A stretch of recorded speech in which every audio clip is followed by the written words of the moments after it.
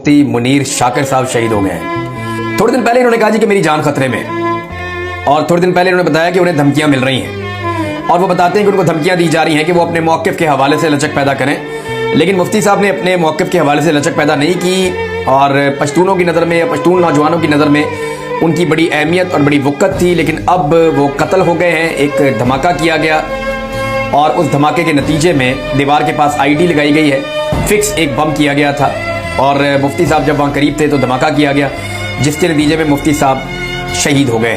ये एस्टेब्लिशमेंट की पॉलिसीज़ के ऊपर बहुत खुलकर तनकीद करते थे। जब ये मंजूर पश्तीन साहब की पार्टी ने एक बहुत बड़ा इकट्ठ किया था अक्टूबर में, तो उस वक्त भी ये काफ़ी मुतहर्रिक थे। फिर आर्मी चीफ ने जब कुरानी आयात सुनाकर हवाला दिया तो उसके बाद इन्होंने बहुत तनकीद की थी पाकिस्तान के आर्मी चीफ के ऊपर, ख़वातीन के एहतराम के हवाले से जब उन्होंने बात की। उसके बाद DGI-SPR पे इन्होंने बहुत तनकीद की, उनके बयानात पे इन्होंने बहुत तनकीद की, और ह्यूमन राइट्स के लिए ये आवाज़ें उठा रहे थे। इमरान खान साहब के मामलात में ये आवाज़ें उठा रहे थे, जो जुल्म ज़्यादती और बर्बरियत की जा रही है पाकिस्तान में, उसके खिलाफ ये आवाज़ें उठा रहे थे।